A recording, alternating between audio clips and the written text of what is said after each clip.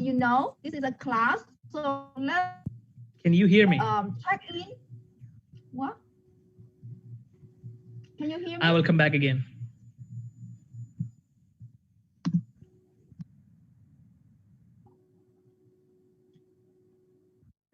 All right.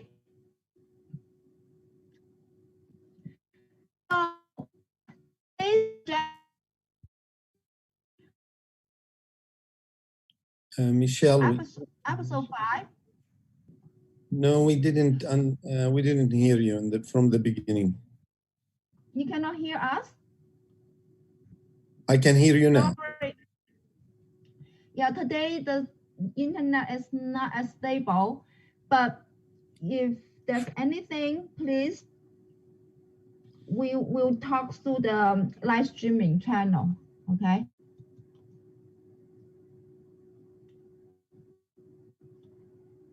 All right, let's try it again. Yeah, I know people say I'm freezing, so maybe it's the internet channel. Let me turn off my video. Thank you. Hope this helps. Can you hear me now? Yes, perfect. Thank you so much. Yeah, sorry, this is Zoom. This is a busy season. Okay, let's put things together. Let me welcome everybody is on board. Anna, so when I start the program, when students check in, please help them to admit them in, okay? And please put Dr. Hassaan and Dr. Mamoon to be the co-host. All right, let me introduce the program today. Again, this is so exciting. We'll have Dr. Hassaan here today for the last episode. We're going to talk about the challenge of growth with emerging technologies in the 21st century. But before that, we have a very special arrangement. This is a talk arranged by ITU, where graduate university. So usually we have an academic leader to share some new exciting development at our school. And then we'll have a very good conversation between the academic and the industry. With that, after that, we'll have a Q&A session after the talk. And at the end, we're going to have networking. So you can see there's a break between the Q&A session and the networking. We try to make the networking start at 7:25. But before that, we will plan for it and we're being flexible, okay? Before that, let me turn on my video again. So hopefully you can hear me well. This is important. On the Zoom, we really need to present ourselves just out for the vacation, sit up for the camera. We're going to have a screenshot session later on, all right?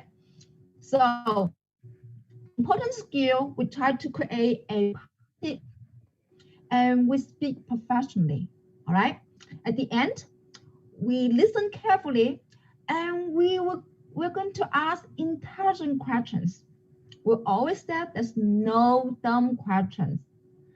But if we come prepared and ask intelligent questions, it will help you stand out very nicely and present you as a professional. All right. We're lucky to pilot 80% in summer term. And it's time to recap what have been with so far.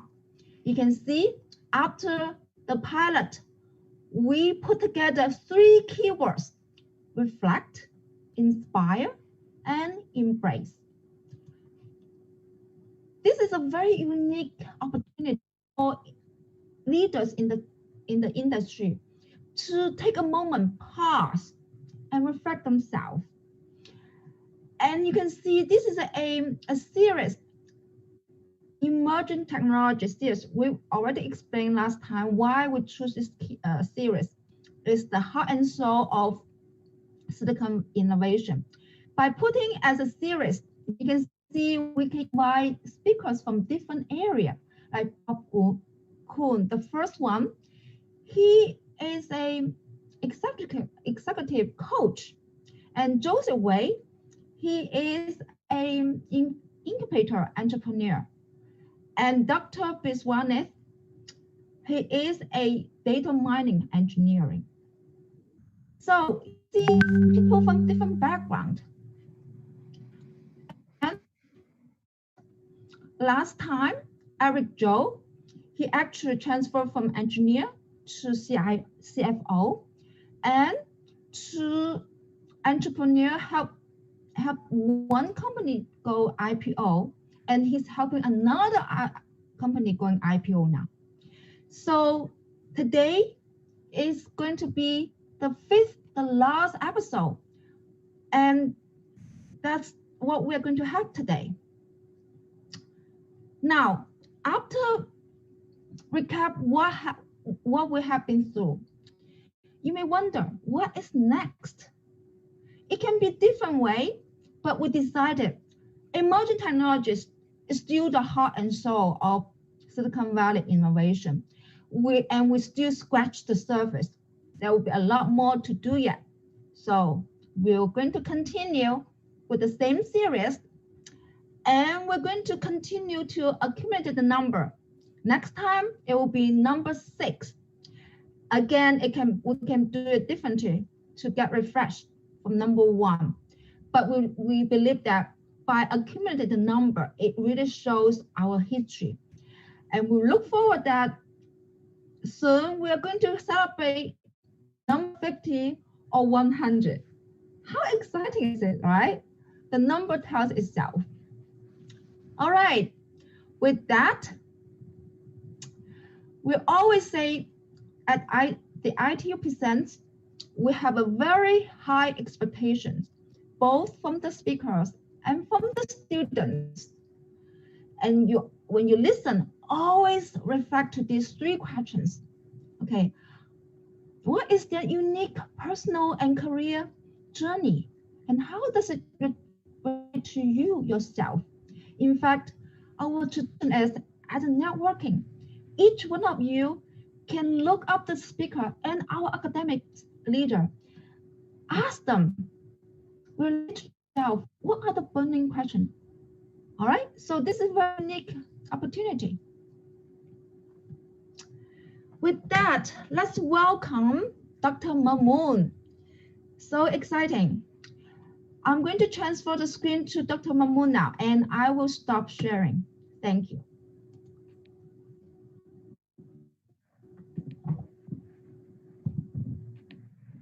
Thank you, Michelle.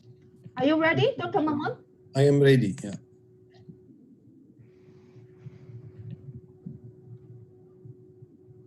But it says disabled. When you are ready, let me know.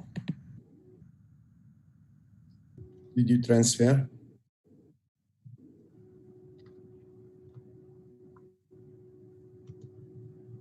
Okay, I just make you co-host.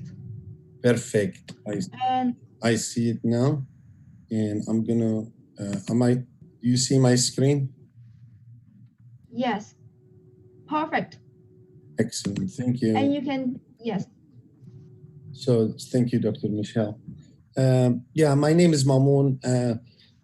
I am one of the professors in the university. I just got appointed as the CTO by our president, Dr. Yao.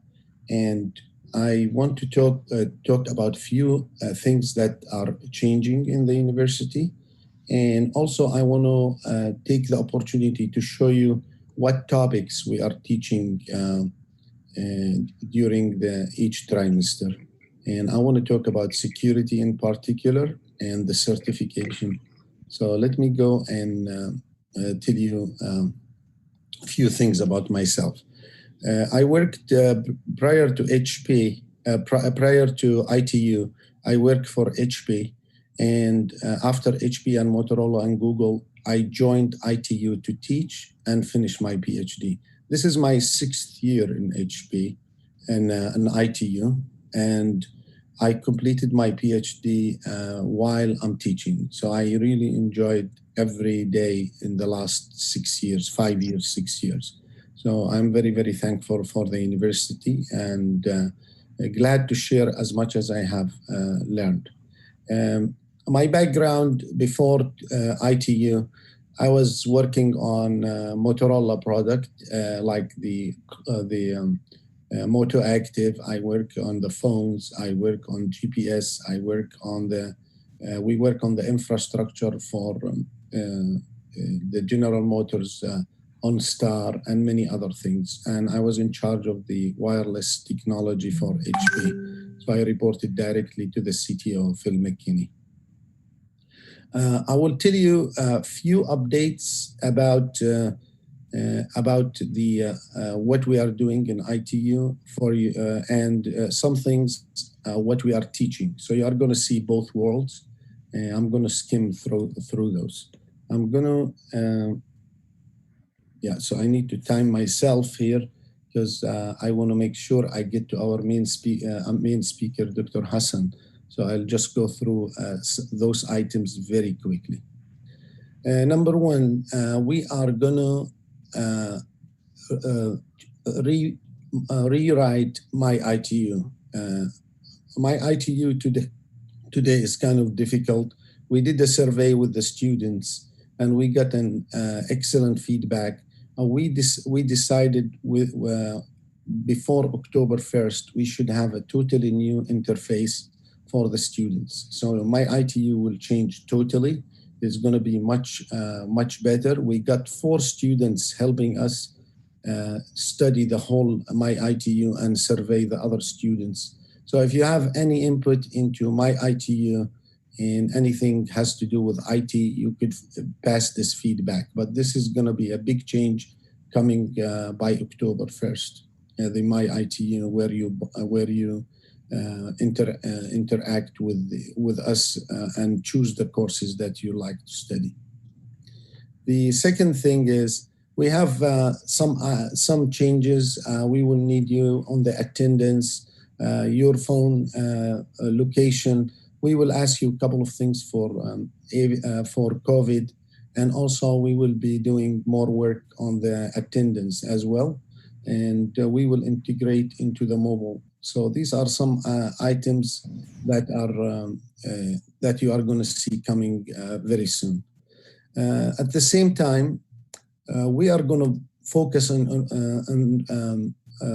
innovation a lot, and we are going to look at in teaching subjects ranging from innovation to reverse engineering to items for the capstones to reverse the business model and do things that are cutting edge. So we will be focused a lot on the capstones, and we will be teaching the students on the future of applications because the whole device market and cloud are changing. The security need to adjust as well. So we will be teaching all those within our courses. And the change in models and the change in everything is driven by the connectivity. Connectivity is changing everything. We cannot write the apps the way we did it even 5 years or 10 years ago. Everything is changing. We teach 6G, wireless, all those technologies within different departments. But we always ask the students, think about what's happening here with 4G. We are doing magic. Everybody is enjoying 4G. What happened when everything is 5G? And there are tremendous speed. When right now, our students, some of them are, already did some research on 6G. So what's going to happen when the speed goes so fast, latency is so fast, what's going to happen in the industry? So this is what our students need to think. The phone will not be the same. I myself went through almost every device you see here on the board, from the basic PC all the way to, every phone you know of. Right now, this complexity is creating a lot of problems. a lot of security problems, a lot of usability problems. So what's the future going to look like? What tools the students need to learn?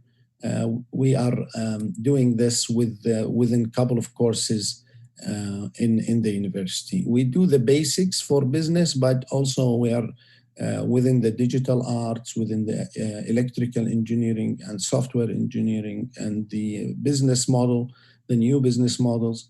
Everything is changing because this old devices and there is a new connectivity coming. There are new frequency are coming. People need to start to think what's going to happen when I can download 33 high definition movies in 1 second. Why do I need what app is going to be there? And so the apps should look different and the costs should look different. So the future is going to be totally driven by our engineers. We share everything we have with our students. We need to get rid of the complexity. We started with Unix, now we went to Windows. Windows now kind of like gone on the server side. Everybody is using Linux. So everything is moving to the cloud. So this created a huge complexity in every company. So if you want to work with enterprise, you should go there, know how to reduce the complexity everywhere.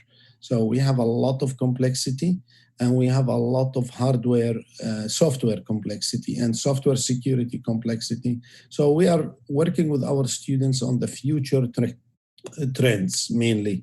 So I cannot share all the details here, but we'll be glad to share with you more if you are interested on the future devices. When I came first to the US, I remember I didn't know embedded very well. I was electrical engineer, but not to the at high level of embedded systems. I had to take course in. I did in Berkeley. I went and paid few $1,000s for 2 days just to learn how to write software for the printer because it ships with the printer. So I learned how to write. We call it CCOS operating system. So I paid a lot of certificate. I wanted in 2 days to be good. And that took me into the certification. Sometimes certification is all what you need to get jobs. So we need in our new strategy with our new president, we are going to focus on certification as well as the traditional education. So you are going to start to find different, and I'm sure some of you already register for nugget courses or others. But certification, I remember I was brand new in the US, like most of you. Most of our students are international. And I had to go and spend 2 days in a hotel working with a professor from Berkeley. It cost me $2,500. This was significant. We have a huge complexity in the industry. The biggest complexity for software engineer is the number of languages. We started with C language, we started with machine language, we started with Fortran, Pascal. Right now we are going into Java and we are going into Ruby on Rails.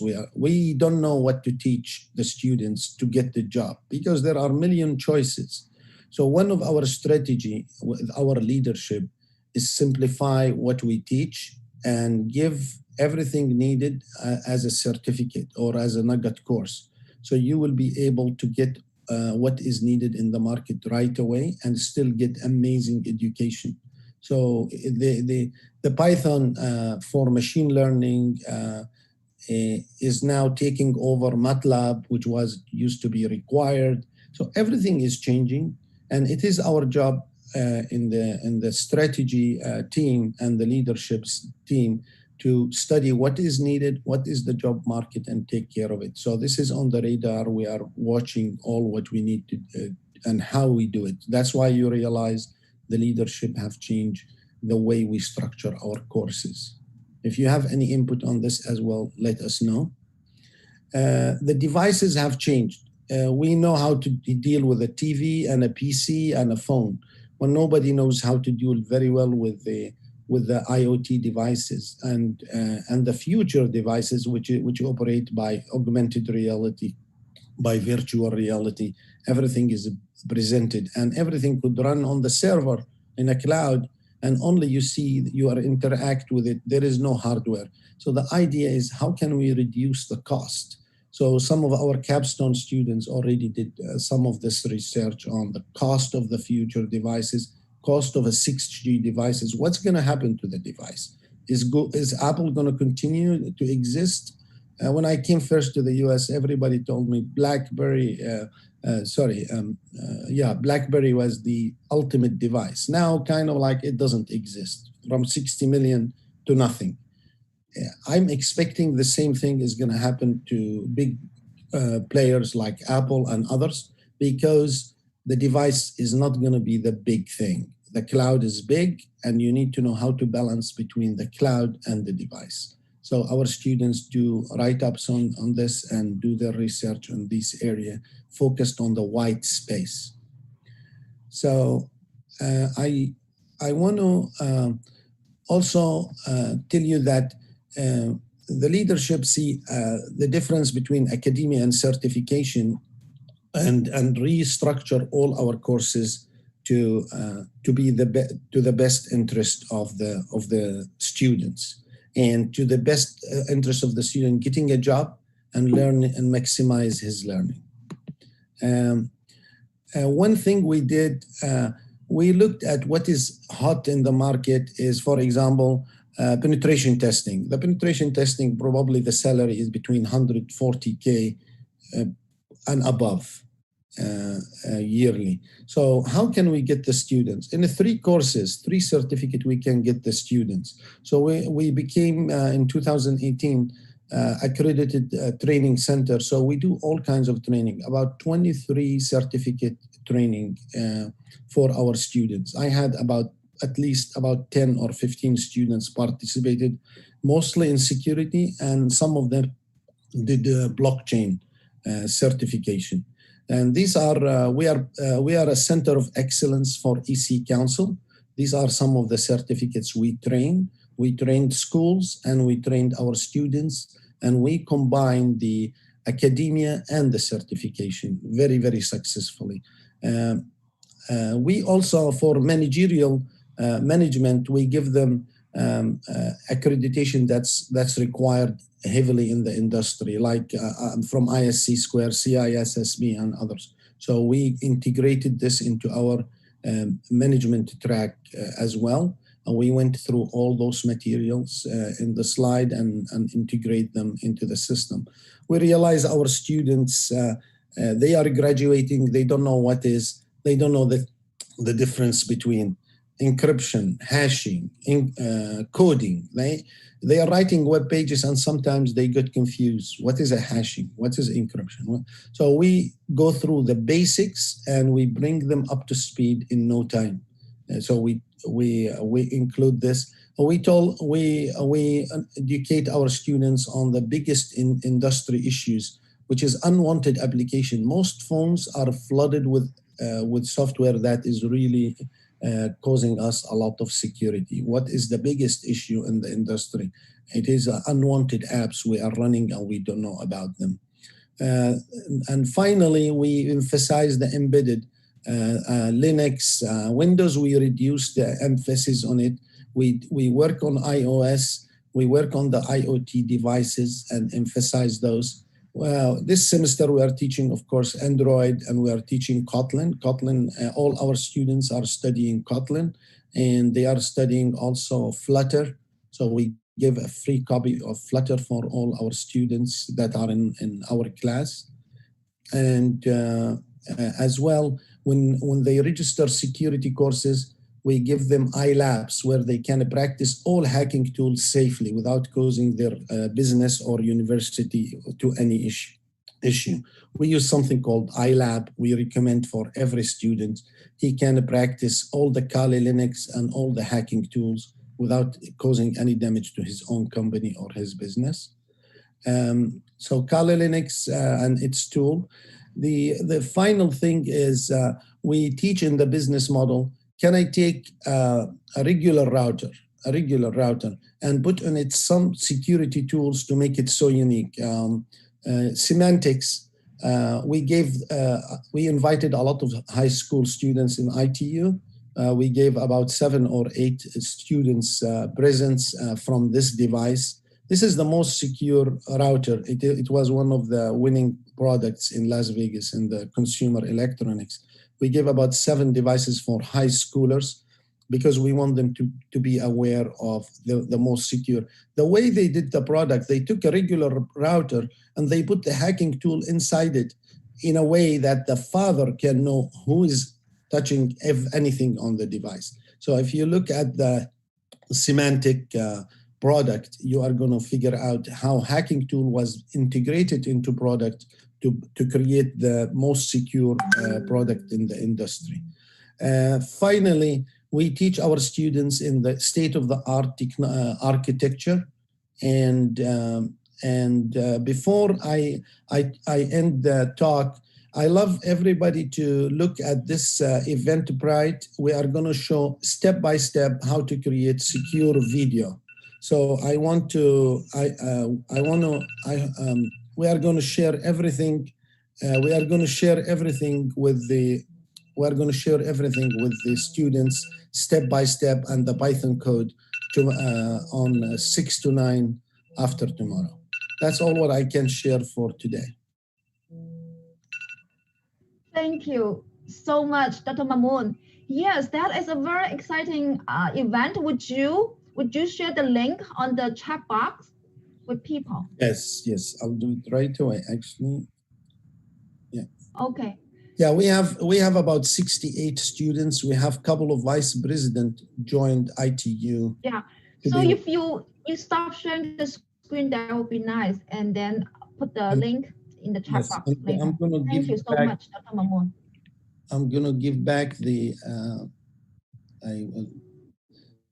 So here, I'm trying to give you the leadership. Yeah, so you can just say stop sharing the screen. Oh, just 1 second. But I thought I could click on your name and give you the stop the video. No, please just stop the screen sharing. Then it's fine, easy. Okay, let me go to. In the bottom, on the bottom of the. It is actually. I was looking in the bottom. It is. Thank you so much. Yeah. Yes. All right.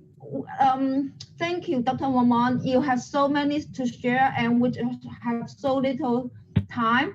But before we move forward, today we have several chairs joining us. So we would like to everybody turn on the video, turn on your camera, and say hi before we move on. Okay, Dr. Pocconi, you're on, and Renzo, and Dr. Hassaan, Jake, yeah, everybody just say hi. And Dr. Ramesh, Theta, Jake, Theta, okay, Theta, okay, very good. Dr. Ramesh, all right, let's move on. So I'm going to share the screen now and present our speaker. This is exciting. You can see Dr. Hassaan. His background is not a typical background in the Silicon Valley. He's a medical professional, and he's going to tell you how he transformed his career into domains. Entrepreneur, he set up his own institution, a researcher, neuroscientist, and a clinician. Very exciting. And most important, he's a TED Talk speaker. Remember, our tagline is enjoy ITU's TED Talk style series while earning your degree program. But now we have a real TED Talk speaker here. How exciting. So let me transform the screen to you, Dr. Jahan. And thank you so much. All right, the screen is for you now.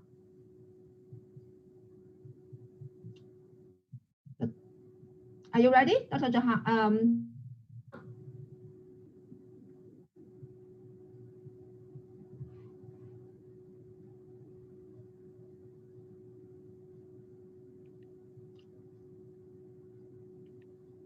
Dr. Hassaan, can you hear me? Yes. Yes. Now I can So hear you. it's your Okay. to share your screen. Yes. Hello, everyone. I'm Dr. Hassaan Tohid, as many of you already know. And thank you, Michelle, for introducing. And I just wanted to create a new environment here. Most of the speakers usually who are on a webinar, they usually are sitting in a comfortable environment. I wanted to stand up behind a whiteboard because I wanted to keep an educational environment where the students really enjoy. I believe if I sit, everyone else will feel down. I wanted to keep everyone motivated, keep everyone um, energetic. So let's talk about the topic. Let's start. So I have an hour to complete all this. Thank you for coming, and let's begin. And make sure everyone, please make sure the students especially take notes. This is very important. I know many of the teachers, they are of the opinion that when I'm teaching, don't take notes. I'm actually kind of different in a way that I recommend take notes because I believe that we should never trust our memory. Don't trust your memory. So please take notes because we are going to discuss something very, very valuable. And I'm about to share my screen.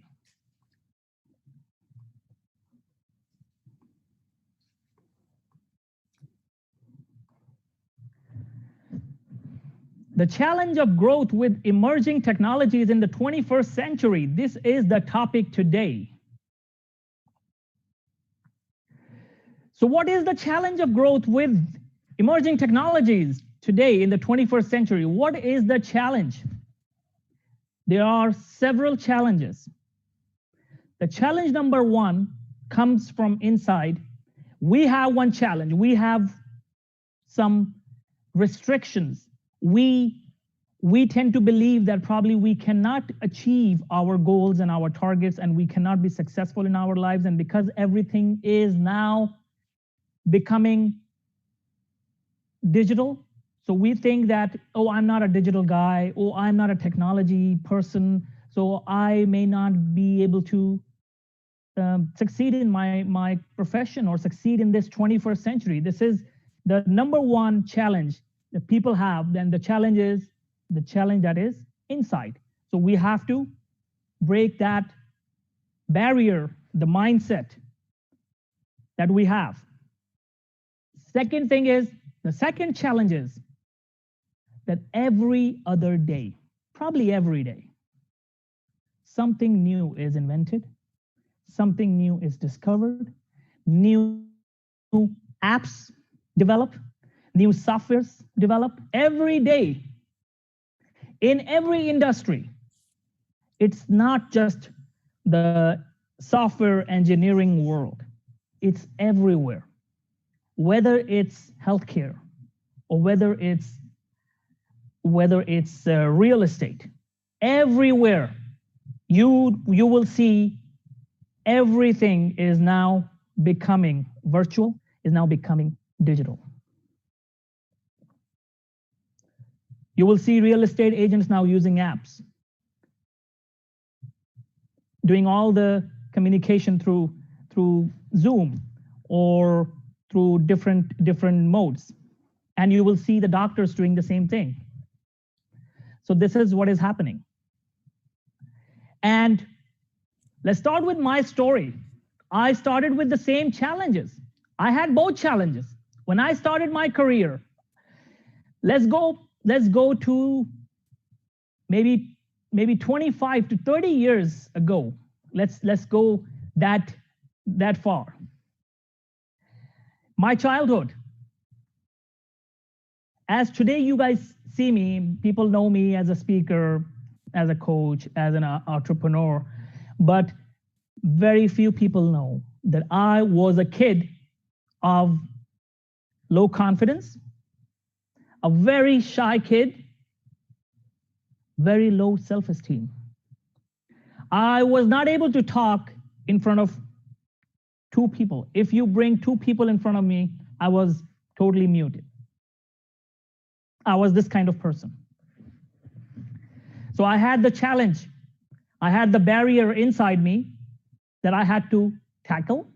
And I had the barrier outside that was the advancement, that technology was becoming advanced and advanced. And since my childhood, I knew I was not a technology person. So I had double fear. I thought I will not be able to succeed in my life and in my career. So let me show something before I begin. Let me show something. Hold on. Okay, so I'm deliberately coming here on the board.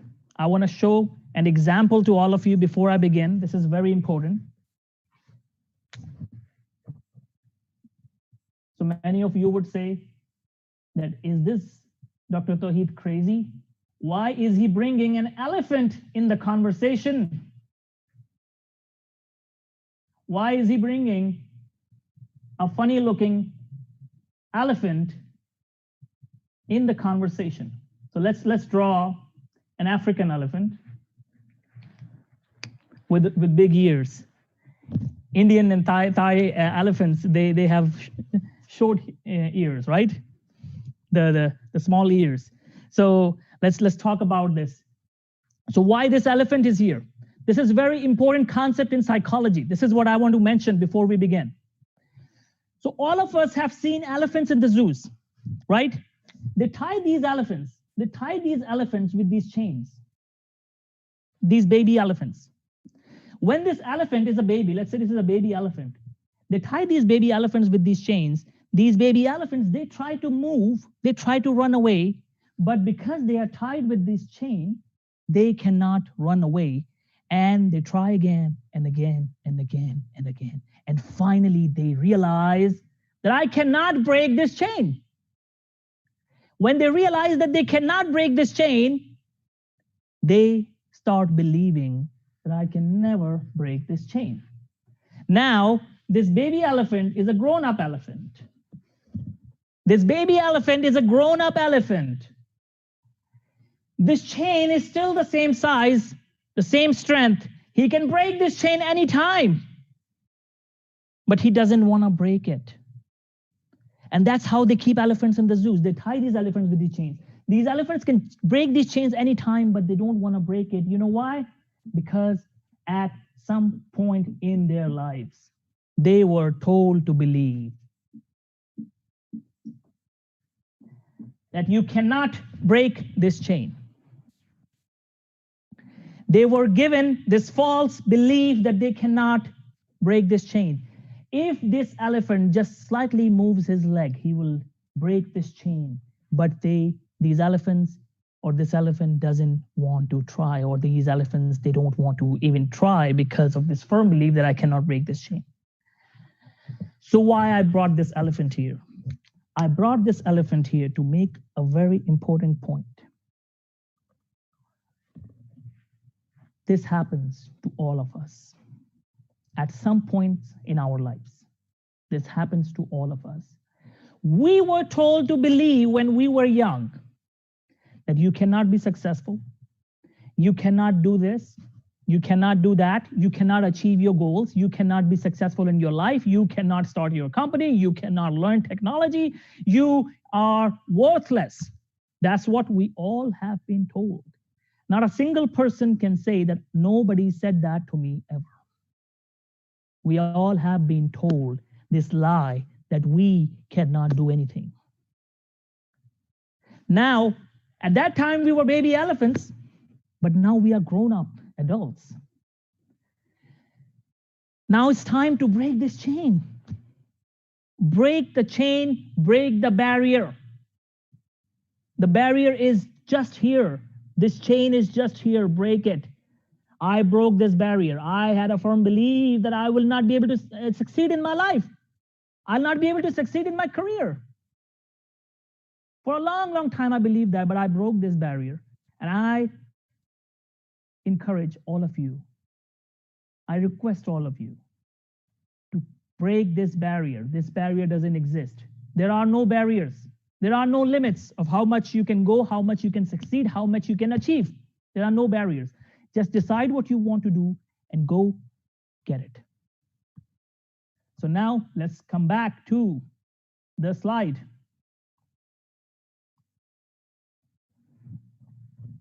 So I had this challenge.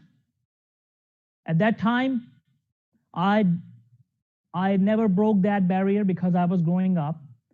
And finally, the time started to pass. And at that time, I had serious struggle with ADHD, attention deficit hyperactivity disorder. Many of you already know what it is. People with ADHD have severe difficulty focusing. They have severe difficulty focusing. I had severe difficulty focusing. Because of that, I could not learn properly. I was not a strong learner. I was not a good learner. It affected my grades. It affected my confidence. It affected my self-esteem. And I started to believe that I am really not worthy enough. And my chain became stronger and stronger. And gradually, the time started to pass. Somehow, I passed my mid-school, passed my high school, got into medical school. Somehow, I still don't know how. I got into medical school, and I still had those struggles with ADHD. Even during my medical school, I still had those problems. And with that fear inside, that how will I succeed? Because I could see all of my friends and people I knew, they were excelling in technology. And I didn't know anything about technology. And I could predict that the world is going towards a digital network, or I would say that the world was becoming digital. And I had this fear that I probably will not be able to survive if I don't learn technology. So this was there. So finally, eventually I graduated. So when I graduated, but let me tell you a few things before I tell you about this.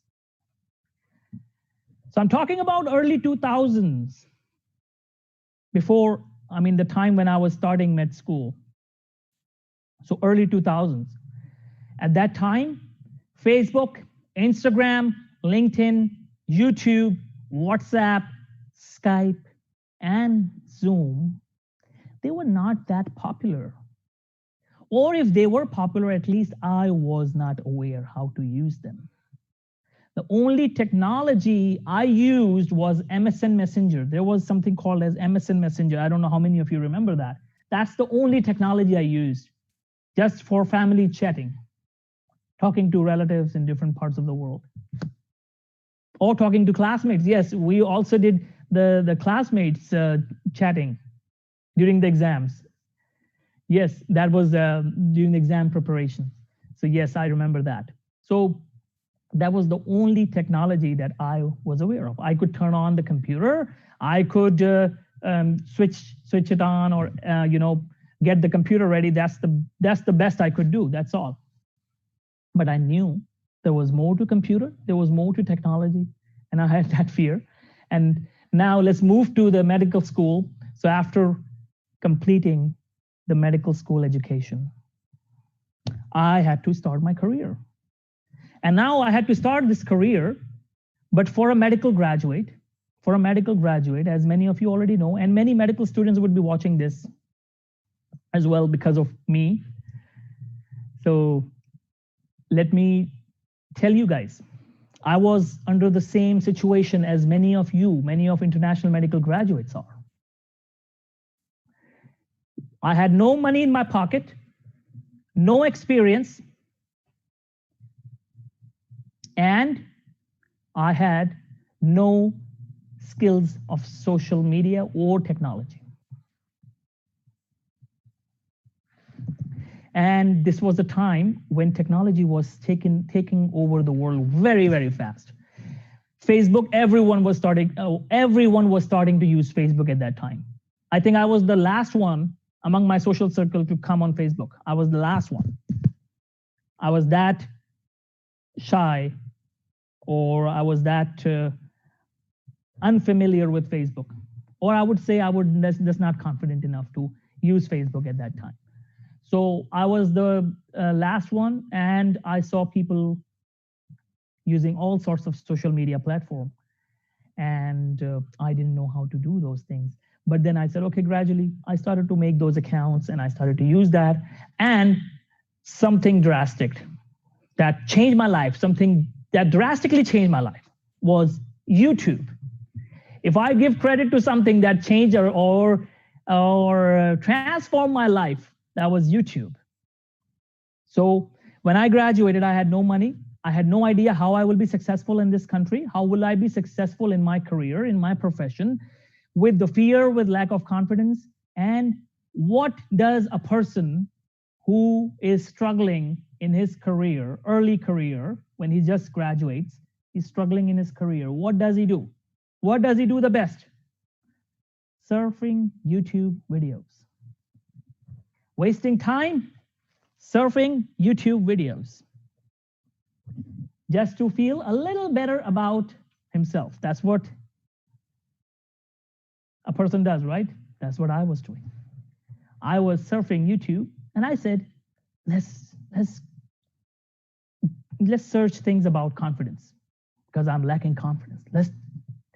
Let's search about self-esteem. Let's search about success. And this was the life-changing moment for me. The day I searched the word success on YouTube, my whole life turned around. I have never, ever looked back after that day. I had no idea that there were hundreds of videos on success. There were hundreds of seminar recordings. There were hundreds of lectures. There were hundreds of coaches sharing their ideas, sharing their videos, sharing their advice, sharing their suggestions. And I started to learn about self-help. I started to learn about personal development. I started to watch all those videos all day long, and I started to understand what was deficient, why I was not successful at that time, and what I needed to do to be successful. So technology saved me in terms of YouTube. That was the first time I was introduced to YouTube, and luckily I was searching about success and I learned some valuable lessons. All of my initial learning. Now I also found out that there were audiobooks available online. There were ebooks available online. So I became crazy on personal development and self-help. And I said, okay, with this self-help, I will help myself. And with this personal development industry, I will develop myself and I'll see what I can do, how I can move forward in my life. And at that time, I was introduced to the concept of the life-changing concept. The greatest concept that I would say, if there is one thing, if somebody asked me, what is the one thing that you would tell any junior, any new graduate, what would that be? That is goal setting. This was the life-changing lesson for me. I watched all the videos of Brian Tracy. I watched all the videos of Earl Nightingale. I watched all the videos of Jim Rohn, the great. These are the famous names. I don't know how many of you know these people, but I was crazy about them and I'm still crazy about them. I have not left a single video that was related to these gentlemen. I watched everything, every single thing. And I started to become better and better and better. And I learned the concept of learning, that you don't live your life on autopilot. Most people live their lives on autopilot. I was living my life on autopilot, and that's why I was worried. I didn't know that we were supposed to take charge of our life. I didn't know that life was like a painting that we have to draw with our hands. Unfortunately, majority of people, they leave this brush on autopilot. So don't leave that brush on autopilot. Draw the painting of your life, what you want in your life, what you want to achieve, and you will achieve that. So I learned the lesson that you have to learn how to talk, the communication skills. I learned from the different videos available on YouTube, as well as Google, as well as Dailymotion. There was another website, Dailymotion at that time. And what else? Ebooks, whatever I could find. And remember, I did not have money in my pocket at that time. So these were the free help I was getting. Absolutely free. So internet, computer, YouTube started to change my life. And at that time, one of the lectures touched my heart so deeply that I decided I'll never look back. And here I am. I have never looked back since then. So I decided to improve my communication skills. I decided to work on my speaking skills. I told you I was not a good speaker. I was a very shy person. I developed my skills to that level that actually it turned out to be that a few years later, I won a competition of public speaking. Twice. So it was that of a situation. I never thought this will happen. And life started to change very fast. So the lesson that I want to share with you is set your goals, learn to set goals, use technology, and watch the videos. There are so many videos available. Learn from them. Don't waste your time. And improve your communication, improve the way you talk, improve the way you look, improve the way you walk, improve the way you shake hands, improve every single thing about yourself, and you will see your life changing. People say, my life is not changing. The problem is the life doesn't change on its own. The life changes when we change. This was the lesson by Jim Rohn that changed my life. He said, your life will not change until you change. Change the way you talk, change the way you walk, change the way you dress, change the books you read. I didn't even read any book at that time. I said, okay, we are supposed to read books. He talked about library. I didn't even have a library at my home. Today I have a big library, thousands of books, literally thousands of books. My students have seen my books, right? When I come through my library online, they have seen my books. So I didn't have that concept. So I am grateful to the technology, to YouTube, to Google, to taught me this lesson that I have to work on my library. I learned this lesson, the bigger the library, the bigger and broader you become, the bigger your mind becomes, the better your thought process becomes. I learned the lesson that you should control your thoughts. Many people get depressed, they think about their past or think about the uncertain future. I learned the lesson that we have to think about the present, stay in the present moment, set goals for the future, stay positive about future. Don't think about negativity. And then another good thing that happened to me was again because of technology. Now, what was that? I decided to learn Spanish. I said, if I have to move forward in my career, I should learn Spanish, because living in the US, if you just rely on English language and you are planning to be successful in your life without Spanish, you can struggle. You may struggle. Life becomes very easy for you if you know extra languages. So what extra language should be the best in the US to learn? Spanish. None other than Spanish. So I learned Spanish. And now, how did I learn Spanish? How did I learn Spanish? All of you who want to learn Spanish, who want to learn any language using technology, how can you do that? There are online dictionaries available, Spanish teaching videos available on YouTube, wonderful channels on YouTube available to teach you Spanish, basic Spanish, intermediate Spanish, advanced Spanish. Start with basic, then jump to advanced. Just rely on YouTube. You will be able to speak Spanish really soon. Give yourself some time. There's no hurry. Give yourself a year, 2 years. Eventually, you will be able to speak Spanish. And one more life-changing lecture I watched on YouTube about learning language. That actually gave me the immense confidence that I started to speak Spanish so fast. Sí, yo puedo hablar español. Muy bien. How did I do that? How did I do that? I learned this from this seminar that was on YouTube. I don't know if that seminar is still available, but that seminar was on YouTube, and the speaker gave a very useful lesson. The lesson was that 1,000 words, now listen to me again, this is very important. 1,000 common words of a language are 80% of a language. I'm telling you the greatest secret to learn a language. I learned because of technology. So I'm sharing this secret with you. 1,000 common words, 1,000 common words are 80% of the language. 1,000 common words are 80% of the language. Any language, on average. If you memorize 1,000 common words, you know 80% of the language. If you memorize 2,000 words,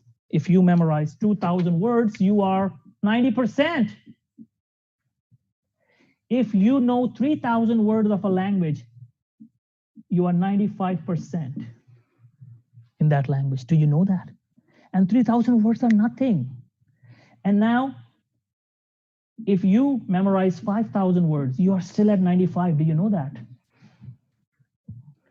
When I heard this lesson, I couldn't believe it. And I followed that. And it was so true. Because most of the conversation revolves around this 1,000 to 2,000 words. The common words, ¿cómo está? Hola, ¿cómo está? Common words. So I learned the secret that this is how you learn a language. And this happened because of YouTube. If there were no YouTube, I would not have been speaking Spanish today. If there were no internet, I would not have been a Spanish-speaking person today.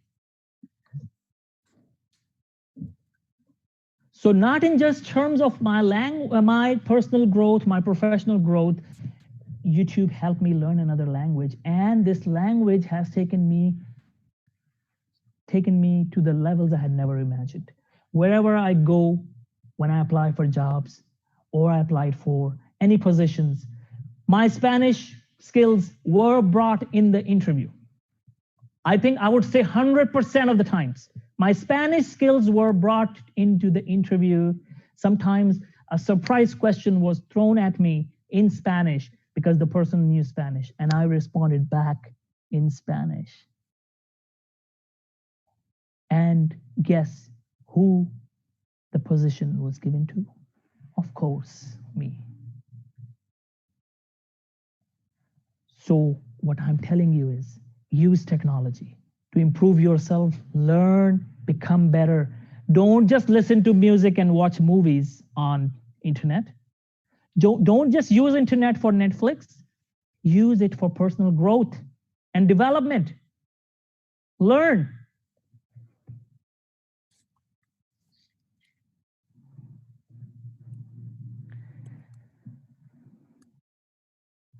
YouTube, ebooks, audiobooks. That's how you change your life. That's how I did. I changed my life the same way.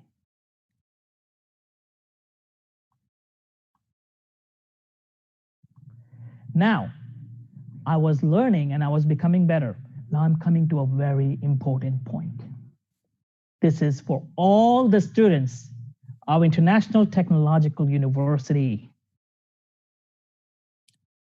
I'm now addressing you directly. Many of you, when you think about technology in Silicon Valley, you think about computer, you think about software, you think about application, the app like WhatsApp, right? Or the iPhones. We talk about iPhones, correct? But do you guys know technology is taking over the field of medicine. Do you know this? Many people think that, oh, there are no jobs after I graduate from this university. IT industry is becoming so congested. There are no jobs. This is the biggest misconception.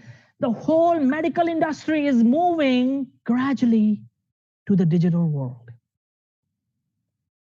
Do you know the word telemedicine? To be very honest, guys, after becoming a doctor, I myself didn't know about telemedicine until I found a job as a telemedicine researcher, and that too was a volunteer job. So let me tell you now, after I learned Spanish, after I started to become better, I still didn't have a job. The only job I could find was of a cashier, mopping floor and cashier. And I wanted to move forward in my career, and I wanted to find research related job. Wanted to be a scientist, wanted to find a research related job, and I started to apply for jobs. So again, in the old traditional ways, how did people used to apply for jobs? They used to send letters, mail through the postal office, the application, and that's how they used to apply for jobs. The whole day they used to travel and apply for jobs, looking for jobs, putting the application down, and there were no cell phones in those days. So what used to happen? You know what used to happen? That used to happen to my uncle. He was telling me about his life struggles.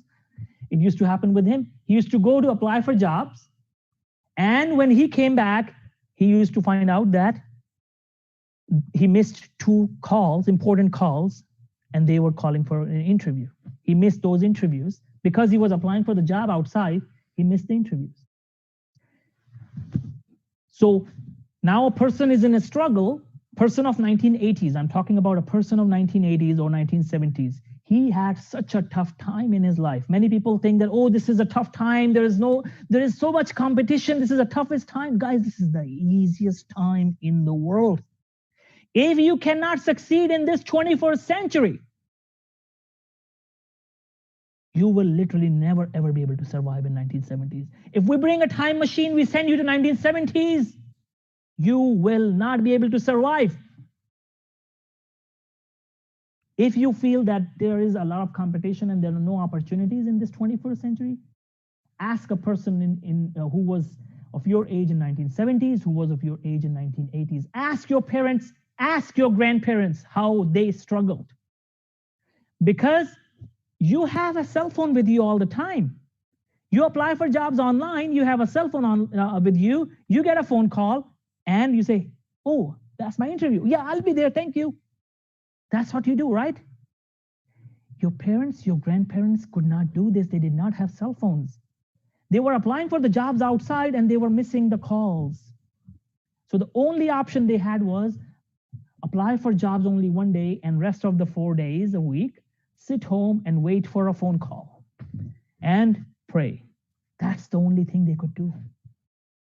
You have no idea how blessed we are because of this technology. We have the cell phone. We apply jobs sitting on a couch and on the cell phone.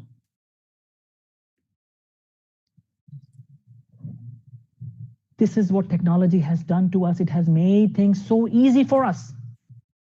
And if somebody thinks that, oh, I cannot survive, life is so difficult, you should pack up your bag and leave this country. I don't know. If you have this attitude that I cannot survive in this 21st century, there's so much of competition, we need a therapy for you. We need a therapy session for you. Because you have no idea the struggle of the 1980s, struggle of people of 1970s. Do you even have the idea of the struggle of the people living in World War times? No, you cannot even imagine. Now we have a glimpse because of the COVID. We have seen a glimpse where of a similar situation of the Spanish flu, that everyone is now isolated, sitting home, can't do anything. but it still can work because of technology. The technology has made a parallel universe for us. There is a parallel universe, a parallel world running side by side, the physical world. You cannot do physical jobs, but you can do online jobs. Imagine how people survived 100 years ago in Spanish flu. There were no online jobs. How did they really survive? Can you even imagine this? It's beyond imagination, literally beyond imagination. So coming back to the point how I started to look for jobs, I started to apply for jobs. I started to apply for jobs as a researcher. Guess how I applied? I applied contacting the labs directly from my computer. I didn't have a cell phone at that time, but I did have a computer. I started to apply for jobs. And I applied and I got a rejection. I applied and I got a rejection. I applied and I got a rejection. Every rejection motivated me more and more and more. You know why? Because a year earlier, I watched a lecture on YouTube by Jack Canfield that when somebody says no to you, you say next. Write it down, everyone, write it down. When somebody says no to you, you say next. He said, just make it a habit of saying next, because no means N-O, next opportunity. So when somebody says, no, sorry, we don't have a position for you, what do? You knock the next door. I learned the law of averages, that if you do something often enough, an odd event will happen. If you do something often enough, something will happen. If you do something often enough, a ratio will appear. I learned this lesson that changed my life. Jack Canfield and Jim Rohn, they taught me this lesson. And if you understand and absorb this lesson, I can guarantee that you can never remain jobless. You can never remain jobless. Because law of averages says that if you repeat something again and again, again and again, again and again, something will happen. In easy language, now I'm explaining to you. So you know, and you keep saying next, next, next, next, and one yes is waiting for you. This is how this universe works. That's how the salespeople work. Do you know that? They count their no's, and then yes. So guess what was the number of the job that accepted me as a researcher, as a volunteer researcher? 300. I still have the list of the emails I sent in my computer on my account as a memory. Almost 300 email said yes to me. And that too was an unpaid position. And now I was in a dilemma. Should I accept it or should I not? Because I'm not getting paid. But I said, who cares? It's good for my future. I will work unpaid and I'll keep working as a cashier. And I got into this research related to medicine and technology. And for the first time, I was introduced to medicine and technology together. Then I knew at that time that technology is taking over medicine. And now medicine and technology work hand in hand. This is how I searched the position and I learned about technology. Now let me tell you, please take notes. This is very important for all the IT students. This is very important. Once you graduate, by the way, I'm really grateful to International Technological University, ITU. I'm really grateful to ITU for providing an opportunities for the students like this to learn the life skills that you are learning today. I haven't seen many universities arranging something that can teach life skills to the students. Many people, many motivational speakers I've seen, they say, oh, traditional education, really, you know, it's absurd. Traditional education is disaster for the students because they don't learn the life skills. But this is not true. ITU has proven this concept wrong. Today, the students are learning life skills. You are learning what to do after you graduate. So all the ITU students, now listen to me, this is very important. You have a whole medicine industry open for you. Because of technology, the medical industry needs you because of telemedicine. Do you know the MRI technology, magnetic resonance imaging? Write it down, magnetic resonance imaging. We need more engineers. We need more people like you to make the MRI technology better, to make the CT scan better. You know the CAT scan, CT scan? We need you guys to make this technology better and better. We need you to make our X-ray machines better. We need you. The medical professionals need you to treat patients better. You know, there is a functional MRI as well, functional magnetic resonance imaging. Now we can see actually what is happening inside the brain of a living person. If I move my arms and legs, you can see the movement of my, you can see what is happening in my brain. You can see the activity in my frontal lobe if I move my body, if I am in an fMRI machine. This has drastically changed the future of medicine and the field of neurology. So please write it down, functional magnetic resonance imaging, fMRI. We need you for making fMRI better. More improvement. Now the point is it to the level where no improvements are needed? Nobody in the world can say that we have achieved everything and there are no improvements. Somebody in 1900s probably said that nothing new will be invented in this century. That's not a hypothetical thing. It's not a joke. I'm telling you a reality. A very famous personality, I forgot the name, he said that whatever was supposed to be invented has already been invented in 1900 or 1899. At that time, he said that. After that, we got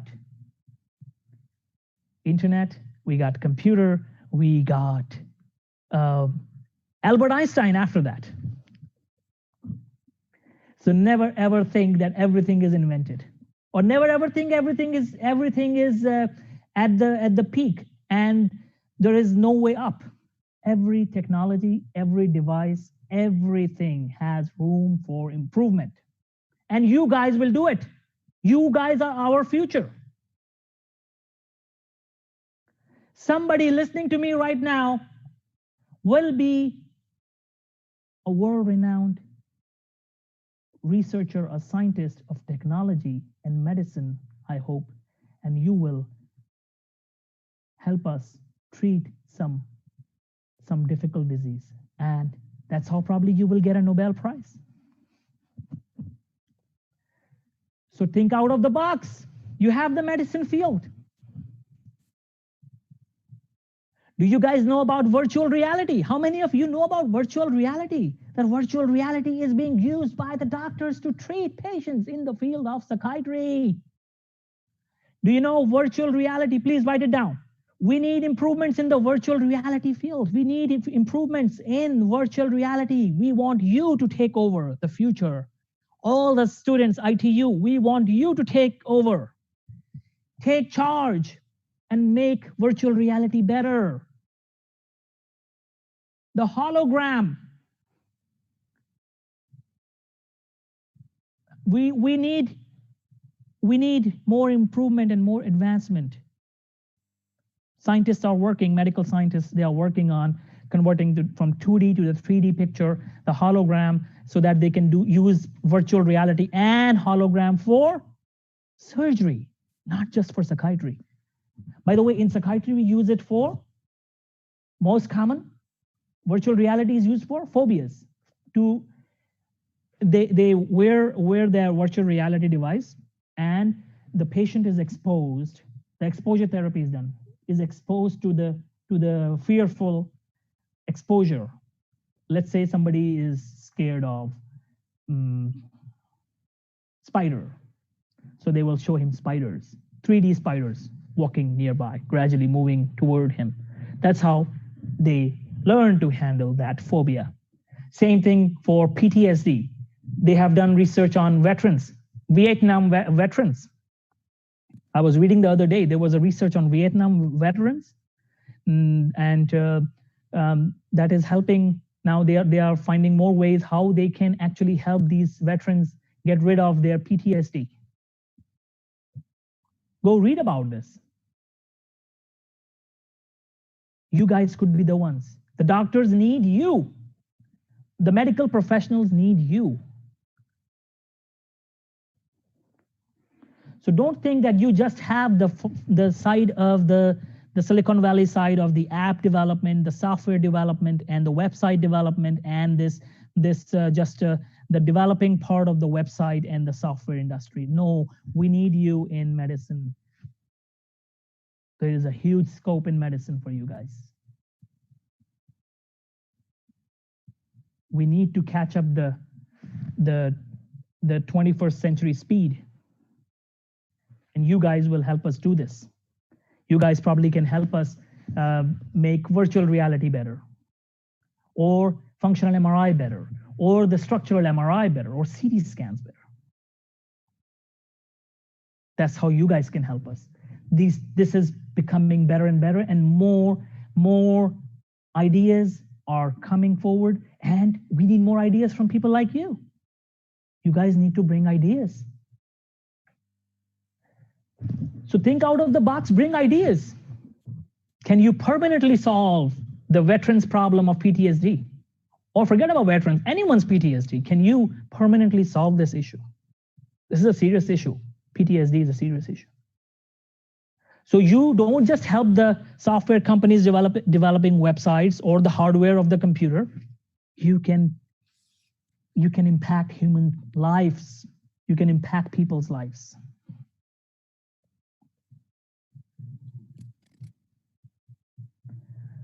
Now, from there, after this research, I learned more about technology and medicine.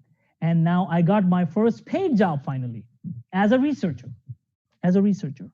And I learned more and more, and I learned about telehealth, that you can now actually monitor the patient blood pressure, patient oxygen pulse, the oxygen and pulse, the blood pressure, weight, and you can also remind the patient about medications with electronic medical pillbox. I learned this during my research career. Actually, I was the founder of the project.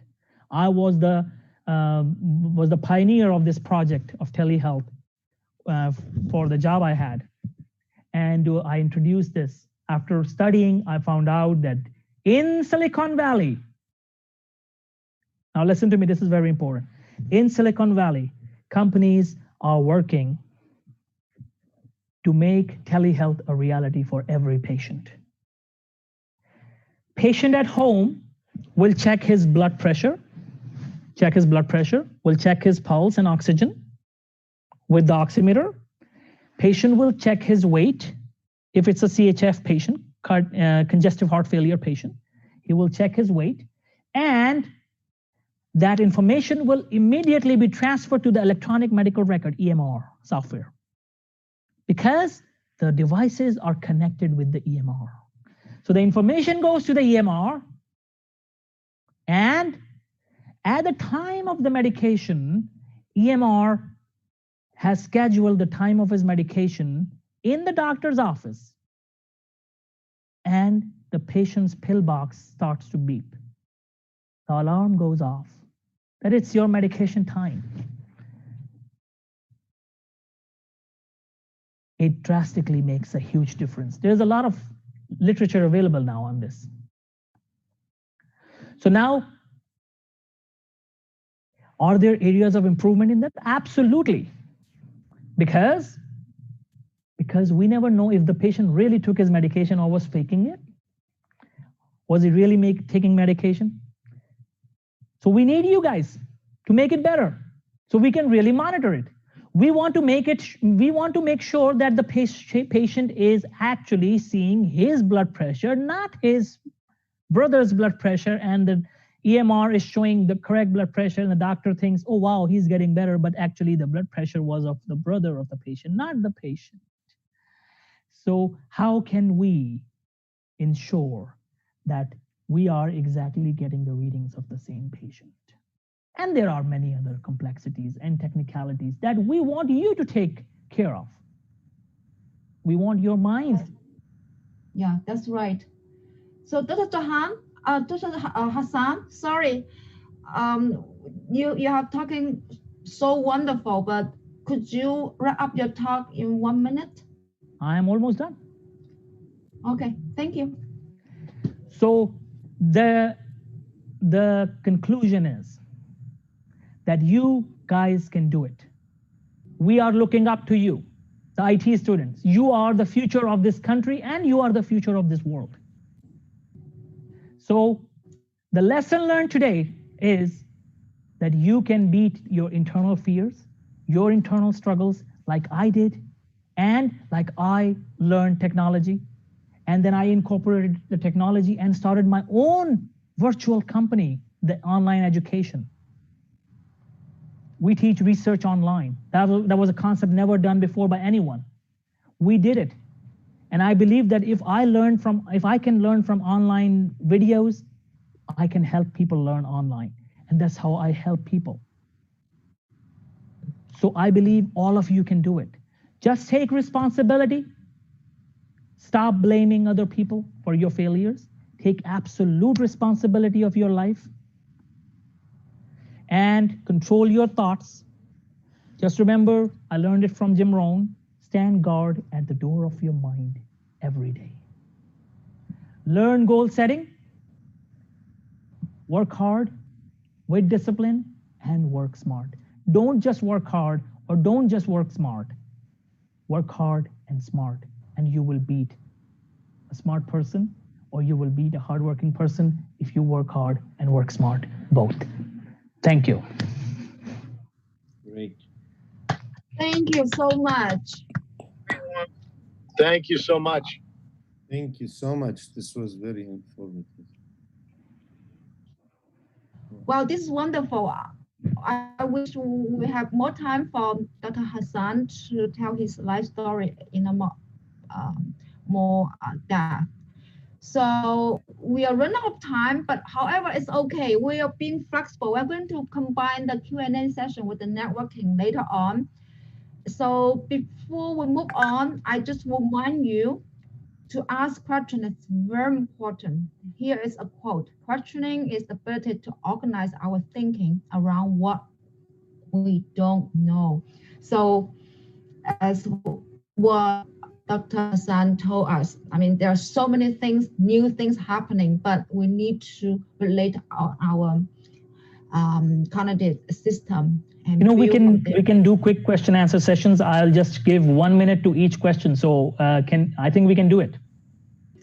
Oh, sorry. So we'll have the session. Okay. So let's move on.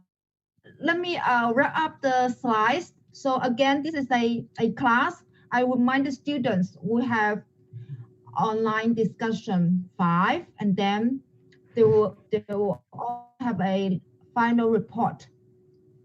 And then, since it's the last episode, the next one will be in September. So very exciting.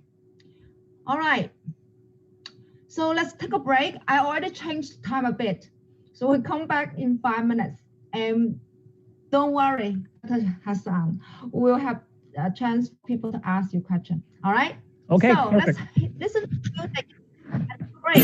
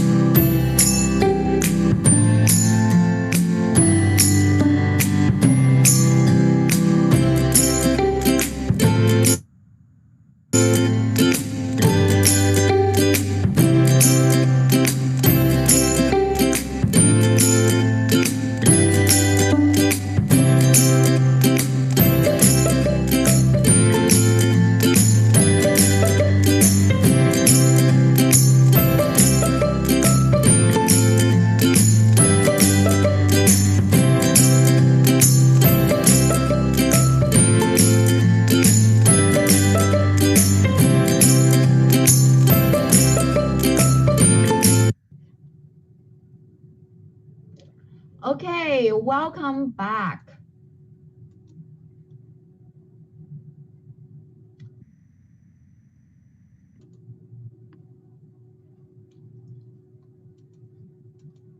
This is an exciting moment because we have a special time to let everybody to show our smile and take a picture together. So let me stop sharing. And everybody, you can go to take a gallery view, okay? So I learned that techniques. If everybody turn on the gallery view, then we all see each other, okay? Turn on your camera and take screenshot. Okay, I need to stop my screen. I see Dr. Mamoon, Dr. Hassaan, Renzo, and Dr. Poconi. Are you there?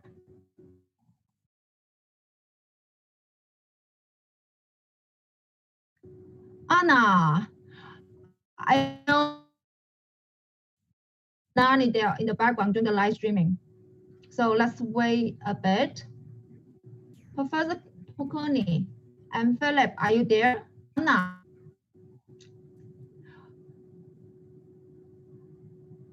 Okay, seems like they. Where you want me to get onto galleries? Is yeah.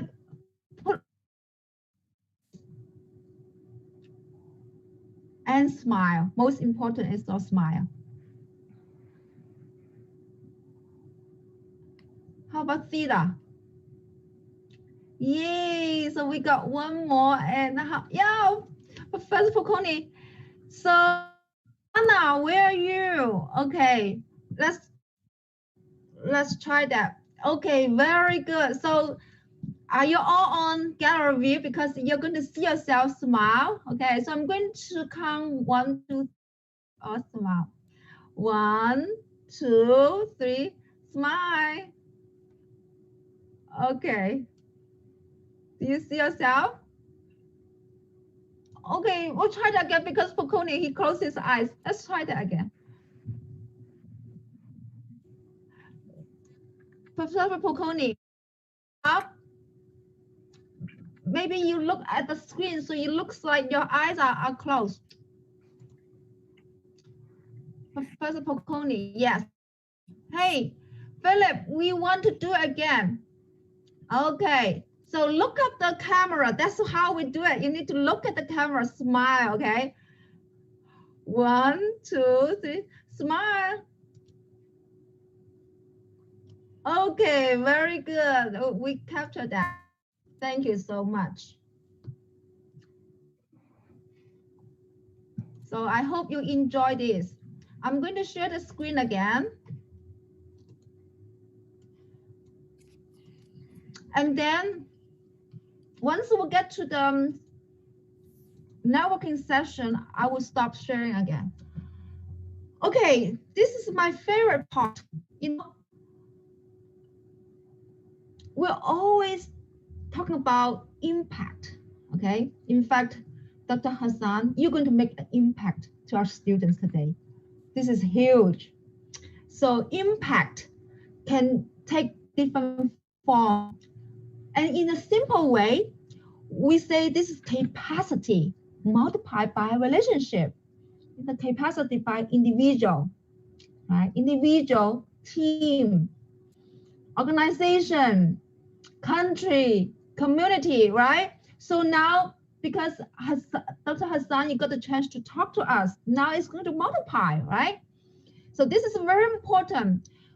And because our setting, we have our chair from CS department, Professor Poconi, and we have Dr. Mamoon, yeah, he's a CFO and the director of Cybersecurity Institute. And we also have Jake. And then, Jake okay. So we have different interaction here. So this will be a very meaningful conversation. So turn on your camera and we'll start with question first, and then we'll let students to have a chance to ask.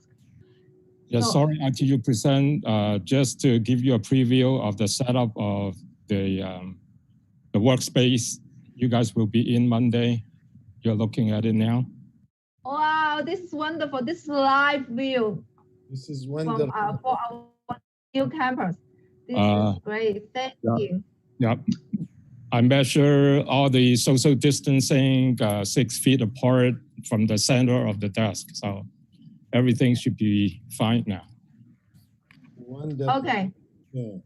So I'm going to stop sharing and then everybody go to the gallery mode. This is something I just learned, a very good trick. So when we are on the gallery mode, we see each other, then it will almost like we sit in the same room. Okay. So exciting question time. And I know Dr. Mamoon has a question to ask. Yes, thank you so much for being with us in ITU and all this great information. I love this example, the elephant. You are absolutely right. I want to ask you if you can help us just contrast what's happening today with the coronavirus and the effect, and also contrast it to you mentioned during your talk the World War, but it mentioned also in regards in time, coronavirus in terms of time, in terms of compared to the World War. So if you can shed some light on that, that's a very important topic, and you will help us a lot if you give us some hints. Thank you, Dr. Mamoon.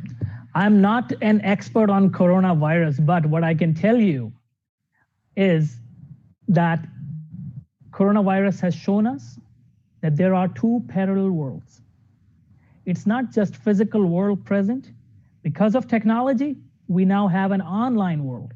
And we should be thankful or grateful to this online world that many of us, or still most of us, we still can work online.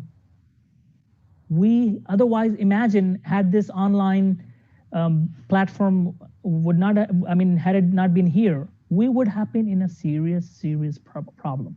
We would have been a serious financial crisis. We would have been in a serious problem, mental health wise, and many other issues. Many jobs are still surviving because of this online world. And I believe that online, all the businesses that went online because of this COVID, they actually saw initial decline, but then they gradually caught up and they are exactly either the same way as they were, or they are slightly going upward. If they were already progressing fast, they still see slight improvement in their business in comparison to last year.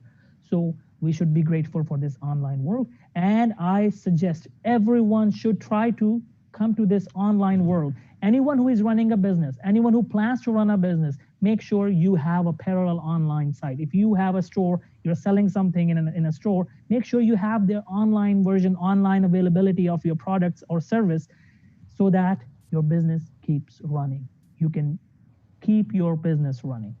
So don't lose hope. Coronavirus is a challenge, but as I told you, you can break any barrier. So consider it as a challenge and break the barrier and believe that yes, you can succeed. Thank you. You're right. Thank you, Dr. Mamoon. Thank you. Yes. So this is so wonderful. And I remember, yes, I also agree that the white elephant is so true. Lot of the obstacles come from within and what we believed before. So I remember you had a turning point. You watch YouTube, right? And you look for success. And you got so many different videos. In fact, for me, it's like a success. It's like, wow, something vague, but I just did not search for the video as success. So today you really share with me some good life lesson. So after all these years, different way to see the success. So what is your own definition? How do you success? How do you see what is success to you? Success is a relative term. Success can be different for everyone. For some people, success can be just financial success. For some people, popularity is success. For some people, becoming an engineer is success. For some people, becoming a medical professional is success. So how do we define success? The best definition that I have come up so far is the definition by Earl Nightingale. Everyone should write it down. Can you Earl spell it Nightingale. out? Yeah, can you spell it out the Yeah, chat? EARL, Earl Nightingale. Earl Nightingale, one of the most famous speakers of 1950s, 60s, and 70s. Earl used to say that success is the progressive realization of a worthy goal.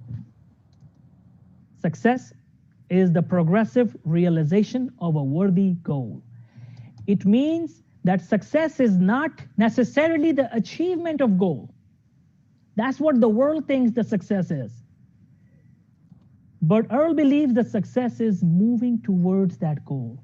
Because when we have a predefined goal and we are moving towards that goal, at that moment of time, we human beings perform our best. We are at our best. We are the happiest. It's like, for example, somebody going on a vacation to Disneyland. So they are happier while going to Disneyland, but once they are at the Disneyland and when they're coming back, they are not that excited. Same goes with the goal setting. We are more excited before achieving the goal. So that happiness of struggling towards your goal is the successful feeling.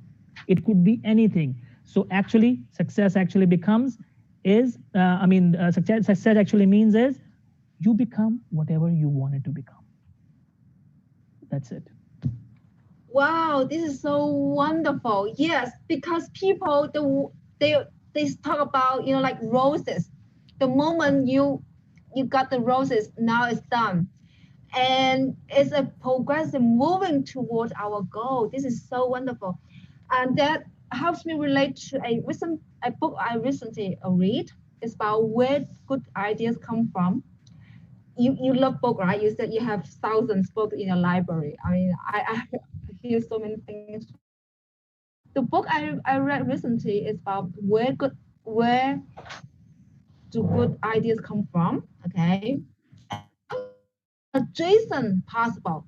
Once you open more doors will open, more opportunities will open. So this is in line with your definition very well. Thank you so much. This will let us don't get imitated, because if the goal is too high, you say, oh, it's not possible. So make it progressive, step by step. Exactly. Yes, very very relevant. Thank you so much. You're welcome. Okay, I know this is a very important time for our students. So, Rainier, it's time to open up our floor. I mean, we have a look right there, So let's ask him something that really relates to you. Burning question in your heart. Okay. Turn on your unmute yourself.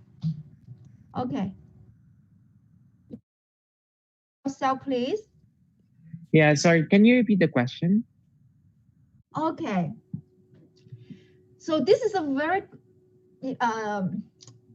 precious opportunity to ask Dr. Hassaan about something. After you listen to his talk, something maybe, a burning desire question. Okay, how does it look like? Okay. I Got know it. So we have an online discussion. Yeah. yeah. Okay, go Okay, ahead. I think my question is, given this lockdown and yeah, job hunting is difficult, what would be your biggest advice when it comes to like taking care of yourself and mental health? Okay. So sounds like there are two questions. While hunting for a job, how do they handle, and how to deal with the disappointments when they are getting rejected? Am I correct? That's what you actually mean? Yes, that is correct. Okay. Thank you for asking this question. So the thing is, as I said, Remember, there's a Chinese proverb. It was like, crisis is an opportunity. Every crisis anywhere in the world is an opportunity. So use this as an opportunity. Everyone is online. Every company is online. What do you think every company is looking for? Every company is looking for employees that can work online. So there are opportunities. You just need to look at the opportunities, find opportunities, see where else you can find jobs. You should learn the skill of finding a job. Number one is you should learn the online medium like Indeed, job search, all those kind of things. You should go there and find jobs and be ready for the disappointments, be ready for the rejections. Because I told you one thing during the talk that when somebody says no to you, you say next. Because according to the law of averages, one yes is waiting for you. One of a very, I would say distant relative once asked me that how can I find a job? She was looking for a job in the US that could give her legal US working status. So she contacted me. She said, I'm looking for a job that can give me a legal working status. How can I do that?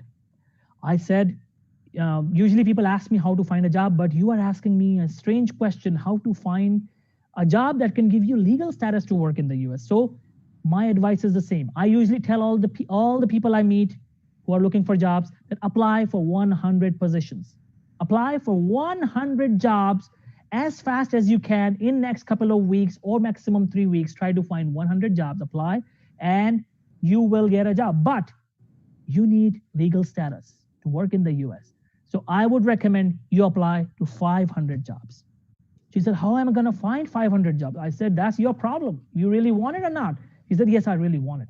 She started looking for 500 jobs. She called me a week later and she said, I found a job and they are giving me the work visa. I said, I knew it's going to happen, but can you please tell me what was the job number? According to the sequence in the application, what was the job number that said yes to you? Was it the 500? She said, no, it was 80, that's it. She said, I didn't even have to apply 100 jobs. My 80th application gave me the job. So I think the formula of applying to 100 jobs still is valid for everyone. So if that can work for the person who was looking for a legal status, I think you guys have a very, very good chance. Thank you, doctor. Thank you. Yes, and I think Rainier, he really keep your background in mind because he also asked for mental health issue, right? Because sometimes, although it's easy to say to them,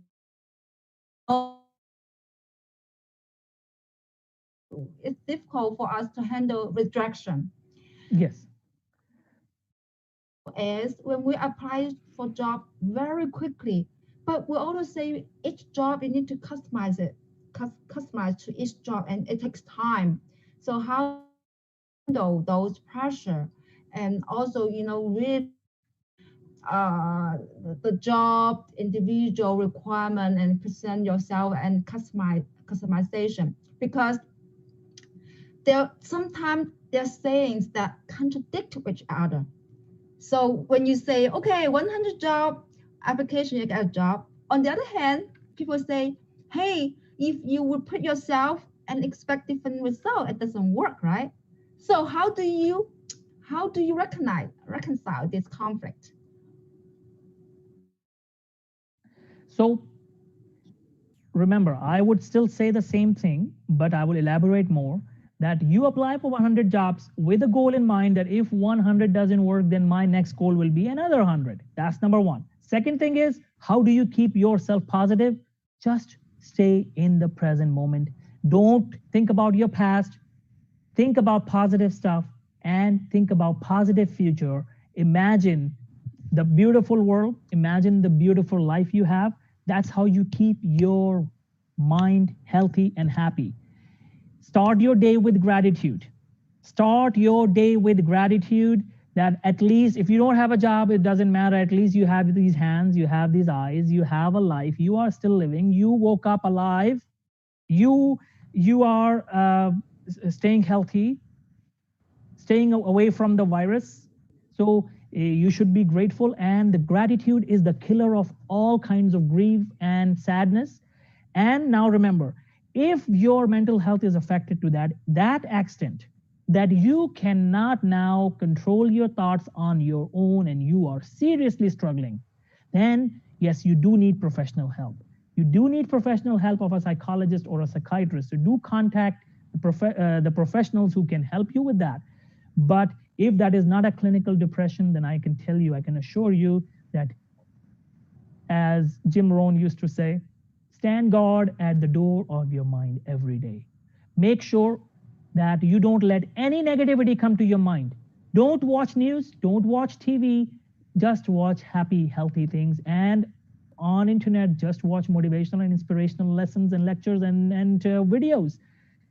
Your mind is like a software, like a computer software. Don't let the virus come in. Anything outside, any news you watch, any negativity you read, anything about the politics you read, because the elections are coming. So I'm telling you, it's if you are struggling with jobs, elections should not be the thing that you should be worried about. You should be watching positive things, positive information, spirituality. Make yourself peaceful, bring happiness to your life, be grateful, and stand guard at the door of your mind every single day. Thank you. This is wonderful. Okay, we see Sida is there. Sida, are you there? Yes, I am. Hey, so I'm glad you're here. Turn on your camera, and now that's your moment. Hi, everyone. So could you sit up a bit? Yeah, let us see you better. Okay, very good. Perfect.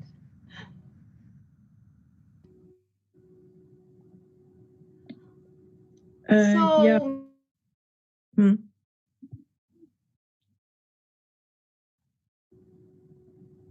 So what is the question? I don't really much have like question, but I agree what you mentioned earlier. Like, think positive is a really important part. I have been unemployed before, but I keep telling myself like to think positive, and then like there's always something there, but you have to keep your mindset like positive. Otherwise, you will just be like keep kind of not success or have to be like get through that step. Yeah, so I think it's really true that like you need to be really positive to everything, not only the job, like to your life. Yeah. Exactly. okay. So Dr. Hassan, I just want to say Peter's background, she's a student from the digital art department. Digital art is combined, yeah. And you're the third term at ITU, and you are holding a very good internship, right? Yes. And so relate to your background. Dr. Hassan said earlier, virtual reality will be a big help to the telehealth industry. And since you are in the DA department, so what's your thought on this? How does that give you some trigger, inspiration on that new area? The new area of my job. Combine virtual reality and your skill to the telehealth industry. Have you taken any course on virtual reality? I'm not taking any class of virtual VR, but our teacher like always inspire us like do something new that like is pretty like blue skies for us to think out of the box. And but also for my work, they are pretty open to for my internship. So we can put our like innovations idea into the project. such as the VR is one of the part that like we can put it into our project. Okay, sounds very good. Mm-hmm. Okay, uh, thank you, Tida. Yeah, So, thank Dr. you. Bocconi, do you have any question? Philip?